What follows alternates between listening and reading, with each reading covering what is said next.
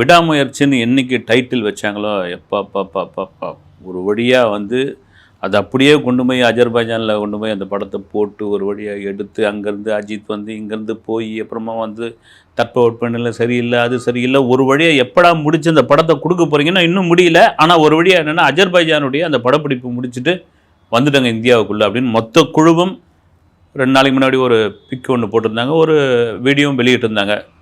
போதும்பா நிம்மதியாக போச்சுப்பா அப்படின்னு. அடுத்து பார்த்திங்கன்னா ஹைதராபாத்லேயோ இல்லை சென்னையிலேயே செட்டு போட்டு எடுக்க போகிறாங்க. Right, okay. இல்லை ஃபஸ்ட் ஹாஃப் வந்து போஸ்ட் ப்ரொடக்ஷன் முடிச்சாச்சு. செகண்ட் ஹாஃப்க்கான போஸ்ட் ப்ரொடக்ஷன் அதில் அடுத்த கட்ட வேலைகள் ஷூட்டிங் இதெல்லாம் இருக்குது. தீபாவளிக்கு எஸ்கே படத்துடன் ஏகே படம் மோதுமா அல்லது மோதாதா, அல்லது வந்து தீபாவளியை தாண்டி நவம்பர் மாதம் போகுமா? நவம்பர் மாதம் வெளியிடுறதுக்கான வாய்ப்பு இல்லைங்க. ஏன்னா மழைக்காலம் அங்கே எவ்வளோ பெரிய ஜாம்பவான் படங்கள்லாம் மழையினால் வந்து தோல்வி படங்களாலாம் ஆயிருக்குன்னு ஒரு வரலாறு ஒரு நண்பர் சொல்ல ஆரம்பித்தார். கேட்டவொன்னு நமக்கே பகீர்னு இருந்தது. ஏன்னா தமிழ்நாட்டில் அந்த ஒரு மாதம் தாங்க மழை பெய்கிற ஒரு மாதம் வந்து அந்த மாதத்தில் போய் படத்தை யாராவது ரிலீஸ் பண்ணுவாங்களா அப்படின்ற ஒரு சரி அந்த படம் டிசம்பருக்கு போகுது அப்படின்னா அந்த டிசம்பருக்கு போகிறப்ப 2 பஞ்சாயத்து அதில் வருது. ஒன்று என்னென்னா இந்த படத்தை ஓடிடி உரிமம் வாங்கியிருக்கிற நெட்ஃப்ளிக்ஸு அவங்க ஏதோ வந்து டிசம்பர் வரைக்கும் தள்ளி போயிடுச்சுன்னா எங்களுக்கு வேணாங்க, கேன்சல் பண்ணிடுங்க அப்படின்னு சொன்னதாக ஒரு தகவல். இன்னொரு பக்கம் தியேட்டருக்காரர்களும் டிஸ்ட்ரிபியூட்டர்களும் என்ன சொல்கிறாங்க, நீங்கள் டிசம்பரில் வந்துடுறீங்க ரைட்டு, ஜனவரி 25க்கு குட் பேட் அக்லி வருது, அவங்க ரொம்ப உறுதியாக கான்ஃபிடென்ட்டாக இருக்காங்க. அப்போ என்ன ஆகும், ஒரு மாதத்தில் ஒரு ஹீரோவோட படத்தை வந்து பார்க்க வராங்கன்னா அந்த பெப்பு இல்லாமல் போகும். ஒருவேளை இந்த படம் வந்து நினைத்த மாதிரி போகலை அப்படின்னா அந்த படத்துக்கு வியாபாரத்துக்கும் அப்புறம் அந்த ஆடியன்ஸோடைய அந்த எதிர்பார்ப்புக்கும் கம்மியாகிடும்ன்ற மாதிரியான விஷயங்கள்லாம் இது ஒரு பக்கம் ஓடிக்கிட்டு இருக்கும் பொழுது இன்றைக்கி சோஷியல் மீடியாவில் ஒருத்தர் அப்படி போட்டிருந்தார் வந்து, எம்பா விடாமுயற்சி அப்பட்டமாக ஒரு ஹாலிவுட் படத்தை எடுத்து காப்பி அடித்து வச்சுக்கிறீங்களே, இது எந்த விதத்தில் நியாயங்க அப்படின்ட்டு அந்த படத்தினுடைய ஒரு சின்ன ட்ரெய்லரையும் அவர் லிங்க் கொடுத்துருந்தாரு. அது உள்ளே போய் பார்த்தவர்கள் தான் தெரிஞ்சது நமக்கு, ஆமாங்க அவர் சொன்னதில் எந்த தப்பும் இல்லை, இன்னும் முழுசாக வந்து படம் வரல, ஆனால் அந்த படம் சம்மந்தப்பட்ட ஸ்டில்லு சில காட்சிகள் இதுதான் இருக்குன்னு நம்ம ஒரு முடிவுக்கு வரோம் இல்லைங்களா. அப்படி பார்க்கும்போது மகிழ் திருமேனி இந்த படத்தில் இன்ஸ்பயர் ஆகி தான் எடுத்திருக்காரா, இல்லை இவர் சொன்ன மாதிரி அப்பட்டமாக காப்பி அடித்து இந்த படத்தை விட போகிறாரா அப்படின்ற ஒரு டவுட் இருக்குது. எனக்கு என்னென்னா இன்றைக்கி வந்து சினிமா வந்து பறந்து விரிந்து ஆகிப்போச்சுங்க. நீங்கள் வந்து உலகம் முழுக்க வந்து நீங்கள் ஒரே ஒரு பட்டன் தட்டினீங்கன்னா போதும் என்ன மொழி படத்தை பார்க்கணுன்ற விஷயம் உங்கள் விரல் நுனிக்கே வந்தாச்சு. இந்த காலகட்டங்களில் போய் அந்த படத்தை திருடிட்டாரு இந்த படத்தை சுட்டுட்டாருன்னு சொன்னால் ஈஸியாக கண்டுபிடிச்சிருவாங்க வந்து. அதனால தான் இப்போ நாகரிகமாக நான் சொல்கிறது, நாங்கள் கொரியன் படத்தை இன்ஸ்பயர் ஆகி இந்த கதையை பண்ணோம், இல்லை கொரியன் படத்தை நாங்கள் ரைட்ஸ் வாங்கிட்டோம், இல்லைன்னா ஹாலிவுட் படத்தை வந்து ரைட்ஸ் பேசிக்கிட்டுன்ற அளவுக்கு வந்துடுச்சு வந்து. ஏன்னா நீங்கள் ஏமாற்றவே முடியாதுங்க. இன்றைக்கு இருக்கிற இந்த 2K கிட்ஸ் பசங்கள்லாம் பார்த்தீங்கன்னா ஒரு சின்ன ஒரு ஷார்ட்டை கூட அவன் சொல்லிடுவான், டே இந்த படத்துலேருந்து வந்துடுறான் அந்த படத்துலேருந்து வந்துடுறான்னு. ஒரு காலத்தில் ஒரு 25-30 வருஷத்துக்கு முன்னாடிலாம் பார்த்தீங்கன்னா தொடர்ச்சியாக அந்த படத்தை சுட்டு படம் பண்ணவர் அப்படின்ற ஒரு விமர்சனம் யாருக்கு அதிகமாக வந்ததுன்னா கமலஹாசனுக்கு தான். ஒரு உலகநாயகன் அதுதான் பேரே கூட. அது தொடர்ச்சியாக வந்தது காரணம். இதுக்கு என்ன காரணம்னா, நாங்கள் சின்ன வயசில் படிச்சுருந்த காலத்தில் பார்த்திங்கன்னா அப்போ தான் இந்த வீடியோன்ற ஒரு விஷயம் வருது. டெக்குன்னு வாங்க, விசிஆர் பிளேயர், அதை கொண்டு வந்து வாடகைக்கு கொண்டு வந்து கேசட்டு, அந்த கேசட் கடைக்கு போனோம்னா அப்படி ஜிகுன்னு ஆகிடுங்க வந்து. ஏன்னா சினிமா அப்படியாப்பட்ட ஒரு விஷயமா இருந்தது. இந்த படம் வந்திருக்குது அந்த படம் இந்த படம் வந்திருக்கு தானே, அதை திருட்டு கேசட்லாம் உள்ளே ஒலுக்கி வச்சுருப்பாங்க புது படங்களை. அப்பயும் கேட்பாங்க வந்து பிரிண்ட்டுலாம் சூப்பராக இருக்குமா அப்படின்னு. தெரியாமல் எடுத்துப்போங்க. மேலே பார்த்தீங்கன்னா வந்து திருவிளையாடல், அப்புறம் வந்து சரஸ்வதி சபதம், இப்படிலாம் வந்து பழைய படங்கள் பேரை எழுதியிருக்கோம். அது போய் பார்த்தோம்னா தெரியும் வந்து சில சமயங்கள் அது கில்மா படம் கூட வந்துட்டாலும் வந்துருங்க. வந்து குடும்பமே தெரிச்சு ஓடின கதையெல்லாம் உண்டு. இதுமாரி பக்தி படத்தோடைய கேசட் எடுத்துகிட்டு வந்து போட்டு பார்த்த பிறகு அது ஆபாச படம் ஓடி மொத்த குடும்பம் தெரிச்சு ஓடி. எனக்கு தெரிஞ்ச ஒரு நண்பன் வந்து வீட்டு பக்கமே வந்து ஒரு வாரத்துக்கு போகவே இல்லை. அவன் ஒரு மலையில் போய் தங்கியிருந்தான்.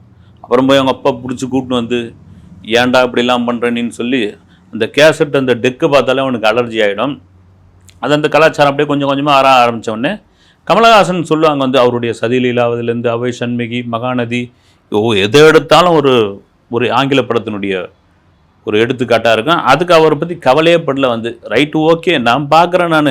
ஏன்னா நீங்கள் அந்த காலகட்டங்களில் ஒரு கேசட்டை வரவழைச்சி அந்த கேசட்டுக்கு ஒரு டெக்கு வாங்கிட்டு வந்து போட்டு பார்க்கக்கூடிய அளவுக்கு இருந்த காலகட்டங்களே அந்த படங்களை பார்த்து அது இன்ஸ்பயர் ஆகி பண்ணியிருக்காருன்னா ஓகே.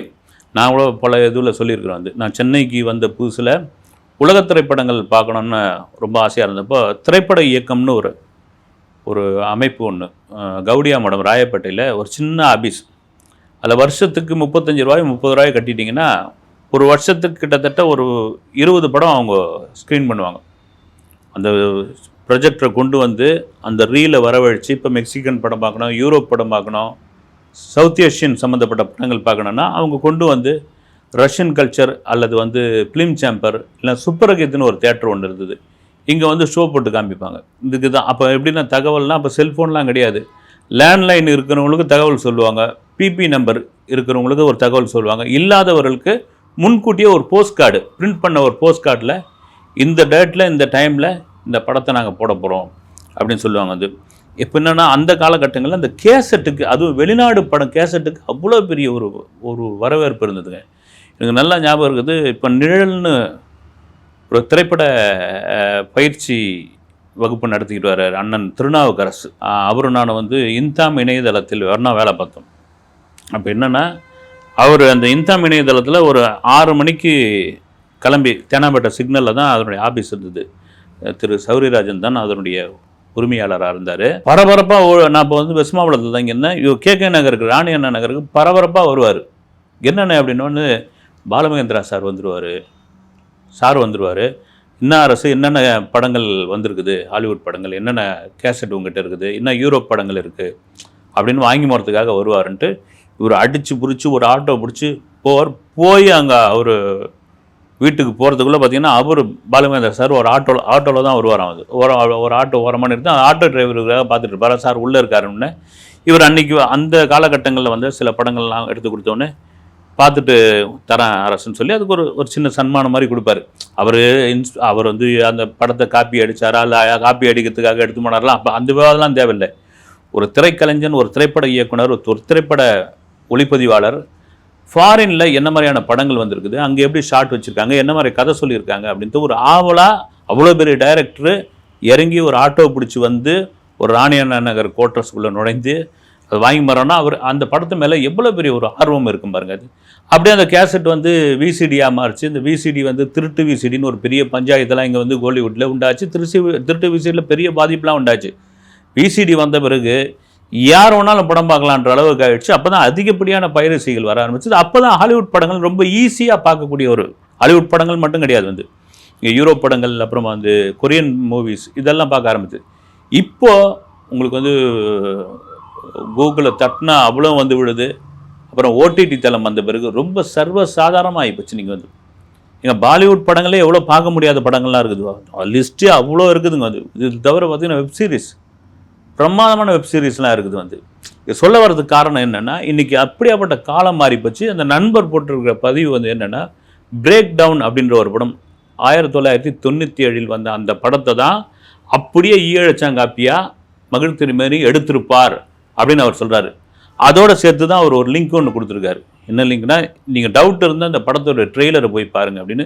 அந்த படத்தில் ட்ரெய்லர் மட்டும் தான் நானும் பார்த்தேன். அது சொல்ல வர கதை என்னென்னா, ஒரு கணவனும் மனைவியும் ஒரு காரில் வந்து ஒரு வெளிநாட்டில் எந்த ஊரும் தெரியல பயணப்படுகிறார்கள். போயிட்டு இருக்கும் பொழுது அந்த கார் வந்து பிரேக் டவுன் ஆகுது. பிரேக் டவுனு பொட்டல் காடு வந்து சுற்றி மலைகள் வந்து பிரேக் டவுனும் ஒன்றும் பண்ண முடியல. யாரும் அந்த மெக்கானிக்கை கூப்பிட்றதுக்கான வழிகள் இல்லை. அப்போ எதிர்க்க பார்த்திங்கன்னா ஒரு பெரிய ட்ரக் ஒன்று வருது. அந்த ட்ரக்கை வந்து கணவன் நிறுத்திட்டு இது மாதிரி இருக்கணும்னா, அங்கே ஒரு மெக்கானிக் இருக்கிறாரு, எனக்கு ஃபோன்லாம் எதுவும் ஒர்க் ஆகலை, வேணா அவன் மனைவி அனுப்பு, நான் வேணா அவர்கிட்ட சொல்லி அவள் காரில் பிக்கப் பண்ணின்னு வரட்டு, நீ காரை பார்த்துக்கிட்டு இருந்துட்டு மனைவியை வந்து ஒரு சின்ன ஒரு லிஃப்ட்டு ஒரு கிஸ்ஸு அடித்து அனுப்புவார் வந்து கணவன். அங்கே ஒரு இதுவான விஷயம் தானே. ஆனால் போன மனைவி திரும்பி வர மாட்டாங்க, கடத்திட்டு இருப்பாங்க. யார் கடத்துந்து, எதுக்காக கடத்துந்து, தன் மனைவி எங்கே இருக்கிறா, ஏன் கடத்தப்பட்டால், அதற்கான காரணம் என்னன்னு அந்த கணவன் போய் அலையிறது தாங்க இந்த காட்சி. போலீஸ்லாம் வந்து விசாரிக்கிறாங்க, ட்ரக்கு ஓட்டுநர் பிடிக்கிறாங்க. அப்புறம் வந்து இந்த ஏரியாவுக்குள்ளே இவ்வளோ பேர் மிஸ் ஆகிருக்கிறாங்கன்னு போலீஸ் வேறு சொல்கிறாங்க அந்த ட்ரெய்லரில். இது ஏறக்குறைய விடாமுயற்சியினுடைய கதை மாதிரி தான் நமக்கு தெரியுது. வந்து மேபி அஜர்பைஜானுக்கு செல்கிற அஜித்தும் த்ரிஷாவும், அங்கே த்ரிஷா கடத்தப்படுகிறாரா, காணாமல் போகிறாரா, மேபி தெரியல. வந்து மேபி அது கூட கதையாக கூட இருக்கலாம். அஜர்பைஜான் அதுக்கு தான் தேர்ந்தெடுத்தாங்களா என்னன்னு தெரியல. ஏன்னா இந்த படத்தின் இந்த பிரேக் டவுன் படத்தினுடைய அந்த லொக்கேஷனே பார்த்தீங்கன்னா மலை சார்ந்து அப்படி ஒரு பிரம்மாண்டமாக இருக்குது. காரில் தான் வந்து பயணப்பட்டுக்கிட்டு இருக்காங்க. ஒருவேளை இருக்கலாம். மகிழ் திருமேனி சொல்லவே தேவையில்ல, பிரமாதமான இயக்குனர். அவர் வந்து நம்ம காப்பி அடிச்சா இயக்குனர் அப்படிலாம் வந்து திடீர்னு ஒரு முடிவு பண்ணிடக்கூடாது படத்தை பார்க்காமலே. அதை தாண்டி வந்து மீகாமன் ஒரு படம் இருக்குங்க பாருங்க, எனக்கு வந்து மகிழ் திருமேனியில் அந்த படம் பிரமாதமான ஒரு படங்க வந்து. வாய்ப்பு இருக்கிறவங்க போய் பாருங்கள். அந்த படத்துக்கு ட்ரெய்லர் கட்டி அவ்வளோ பிரமாதமாக பண்ணியிருப்பார் வந்து. சரி, ஒட்டுமொத்தமாக விடாமுயற்சின்னு ஒரு படம் இவ்வளோ காலம் ட்ராவல் ஆகி இன்றைக்கி வந்து நிற்குது. அது இன்றைக்கி வந்து ராமோஜிராவ் ஃபிலிம் சிட்டிலையோ அல்லது சென்னையிலோ ஷூட்டிங்காக போக போகிறது. தீபாவளியா அல்லது பொங்கல் அல்லது கிறிஸ்மஸா எப்போ ரிலீஸ்ன்ற ஒரு பெரிய டவுட் இருக்குது. இதையெல்லாம் தாண்டி அஜித் ரசிகர்கள் தொடர்ந்து அதுக்கு வந்து ஒரு அப்டேட் கேட்டு கொஞ்சம் சோர்ந்து போயிட்டாங்க. படம் வரட்டும். அந்த படம் பிரேக் டவுன் படத்தினுடைய அப்பட்டமான காப்பியாக அதிலிருந்து இன்ஸ்பயர் ஆகி மகிழ் திருமேனி எடுத்திருக்கிறார். எதுவாக இருந்தாலும் ஓகே, படம் கொண்டாட்டமான படமாக இருந்தால் அந்த படத்தினுடைய ஃபஸ்ட் ஷோ அந்த ரசிகர்கள் முடிவு பண்ணிட்டாங்களா, அது சூப்பர் டூப்பர் ஹிட்டு. விடாமுயற்சி ஒரு ஹிட் படமாக அமையட்டும். அடுத்த வீடியோவில் சந்திக்கிறேன். நன்றி.